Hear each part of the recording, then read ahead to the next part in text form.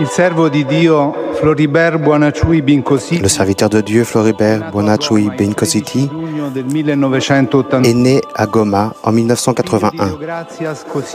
Fils de Deogracias Cositi Bazambala et de Gertrude Camaran-Taouia, il fut le premier de 3 frères, Jean-Claude et Trésor.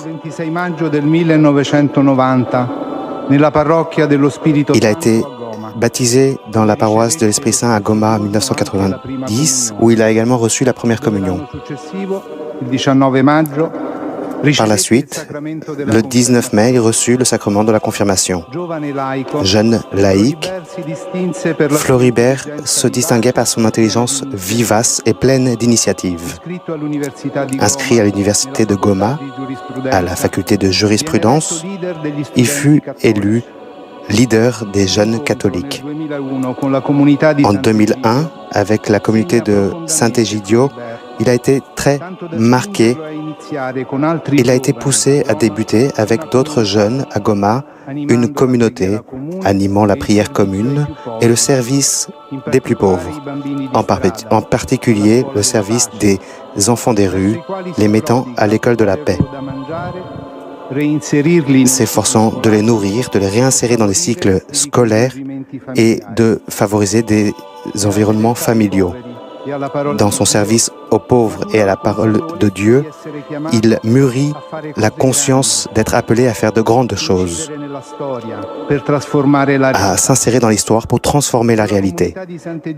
Avec la communauté de Sant'Egidio, il a cultivé le désir d'un monde de paix, voyant tous les peuples réunis autour d'une même table.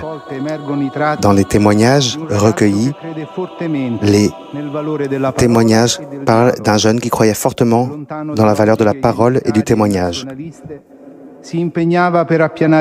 Il s'engageait pour favoriser les rencontres entre les personnes, entre les diverses personnes de diverses conditions sociales. En décembre 2005, il suivit à Kinshasa une formation professionnelle et devint commissaire dans les douanes de Goma.